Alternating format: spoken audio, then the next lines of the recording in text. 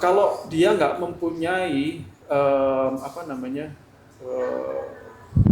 apa sih manfaatnya sholat itu? Welcome to Edcast.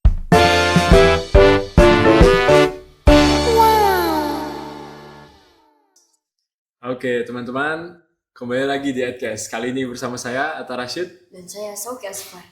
Oke, hari ini kita sedang menyambut hari yang spesial dan tentunya kita juga mengundang tamu yang spesial, Ki ya.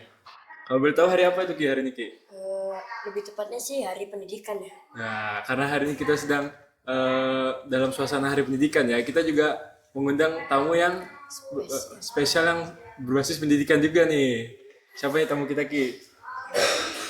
Boleh kali kita sambut Ustadz Zandi. Assalamualaikum. Waalaikumsalam. Ya. Oke, Ustaz, bisa perkenalkan nama, umur, asal dan riwayat pendidikannya. Oke. Sama nama istri? Tidak perlu. Baik. Assalamualaikum warahmatullahi wabarakatuh. Saya Ustadz Sandi. Kurang lebih saya mengajar di Tursina sekitar 8 tahunan, masih namanya Tazkiyah, yang mempunyai makna penyucian jiwa. Jadi itu nanti yang mungkin akan saya singgung dalam wawancara ke depan. Selama 8 tahun itulah pengalaman saya naik turun. Kadang seneng, kadang marah, kadang ya macam-macam ya, macam-macam yang mungkin bisa di sharing pada waktu wawancara. Oke. Mungkin kita mulai dari yang umum dulu, Tata. Mungkin dari Ustadz nih, sebagai orang yang dari bidang pendidikan itu sendiri udah lama. Menurut Ustadz, pendidikan itu sendiri apa sih sebenarnya? Ya, karena kita menghargai dari Hari Pendidikan Nasional ya. Jadi pendidikan itu kalau dulu itu memang sangat terasa sekali transfer ilmu. Jadi dari guru apa yang diketahui, kemudian ya ibaratnya kalau kita masukin air itu ada gelas gitu ya, kita tinggal masukin aja airnya gitu. Tapi setelah saya bekerja sudah 8 tahun di Tursina, saya merasakan ada hal yang baru. Sebelumnya kan saya mungkin bekerja di sektor swasta, tapi bukan berarti itu adalah pondok. Tapi ketika saya masuk di Tazkiyah, waktu itu namanya dari 2017, yang sekarang sudah berganti dengan nama Tursina, saya merasakan betul bahwa pendidikan itu tidak hanya transfer ilmu, akan tetapi transfer keteladanan. Transfer keteladanan. Yang mungkin itu menjadi salah satu output sekolah ini. Ya kan? Output sekolah ini kan ada 3 tuh. Ya kan? Ketika kalian kelas 9 nggak mau lanjut, atau mungkin kelas SMA nanti lanjut, itu setidaknya ada 3 output ini. Yang pertama adalah morally excellent, ya kan? Morally excellent. Lalu yang kedua adalah internationally minded. Lalu yang ketiga adalah inspiring leader. Masih ingat ya kalian? Atau sudah mulai lupa? Ya, ini sambil kita ingat-ingat lagi ya. Jadi ini mumpung juga masih kelas 8 dan juga kelas 11. Jadi dengan adanya podcast ini, dengan adanya wawancara ini, kalian juga tahu, oh saya nanti ketika lulus dari Tursina, 3 karakter ini harus ada dalam diri kalian. Nah, saya kemarin coba berpikir, atau mungkin dulu juga sudah berpikir, kenapa kalau dari 3 output itu ya, morally excellent, itu ditaruh nomor 1. Yang kedua adalah internationally minded. Lah yang ketiga adalah inspiring leader, kan gitu kan ya. Morally excellent sama internationally minded, kenapa kok moralnya yang ditaruh di awal, bukan internationally mindednya dulu? Nah, saya berpikir bahwa itu adalah salah satu preference dari sekolah ini, bukan hanya berbasis pondok, bukan hanya berbasis Cambridge, yang sifatnya itu adalah cognitive based, akan tetapi di sini juga peduli dengan moral anak-anak. Ya, yang itu berkaitan dengan inspiring leader. Jadi bukan hanya saja pinter, akan tetapi bijak, ya kan? Jadi punya akhlak juga, ilmu dan akhlak. Ilmu, hanya punya ilmu, itu kalau nggak punya akhlak, ya akhirnya muncul seperti koruptor. Koruptor itu orangnya pinter-pinter, ya kan? Ya kan, orangnya pinter-pinter. Kalau kita lihat titelnya mereka di belakangnya profesor, doktor, ya kan? Tapi secara akhlak mereka. Lah harapannya sekolah ini ketika kalian keluar bukan hanya saja internationally minded, pinter, akan tetapi moralnya juga ada. Sehingga kalian bisa menginspire orang lain, menginspiring leaders.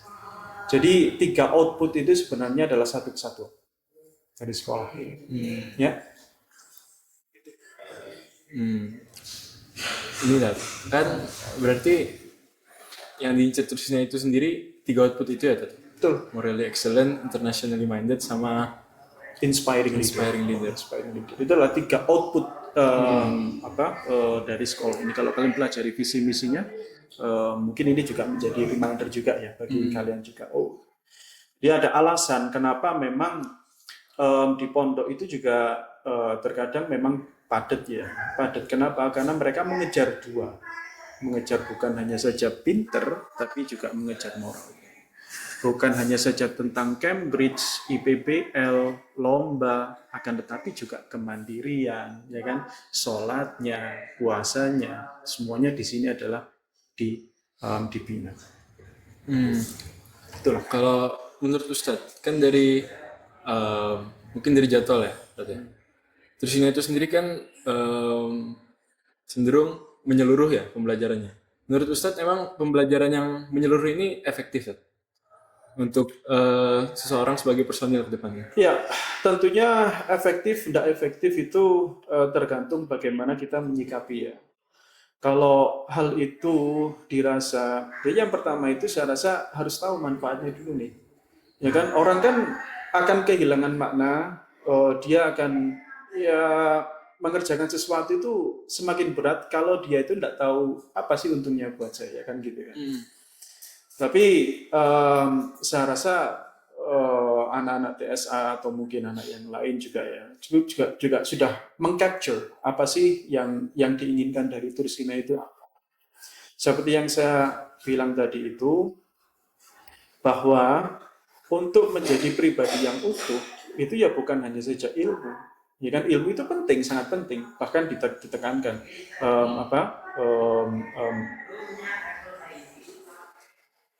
jadi belajarlah adab dan ilmu itu kan sesuatu hal yang ditekankan betul, ya kan.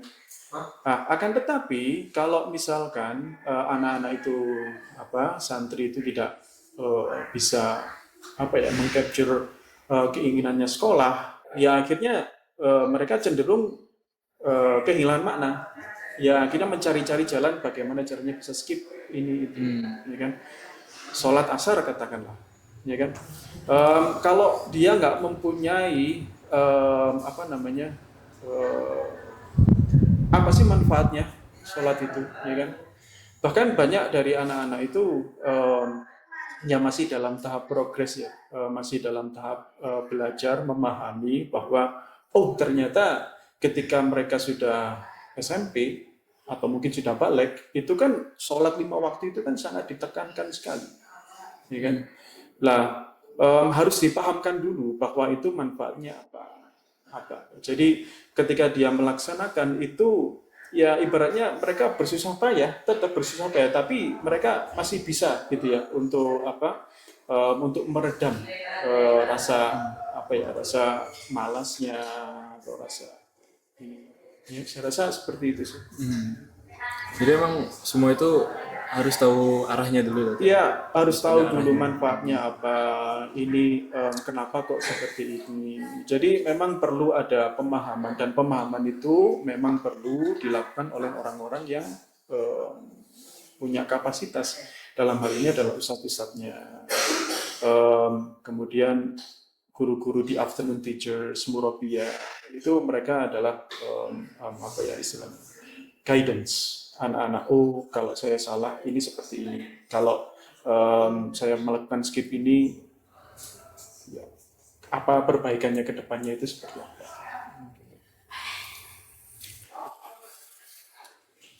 Oke. Terus mungkin Tat ya, saya mau mempertanyakan ini Tat. Kita tahu kan Tursina itu belajarnya bisa dibilang sudah berbasis gadget. Oke. Ya. Oke. Yang dimana menurut saya sendiri ini tuh masih banyak pro kontranya Tat. Karena ya gadget sendiri itu kan banyak tantangannya Tat menggunakan gadget itu. Iya.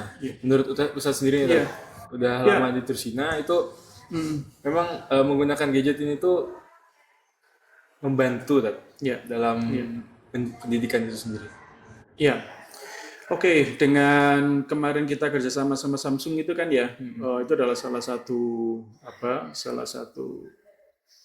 momen di mana kita itu menguatkan diri bahwa kita itu juga tidak menutup diri dengan perkembangan zaman, ya kan?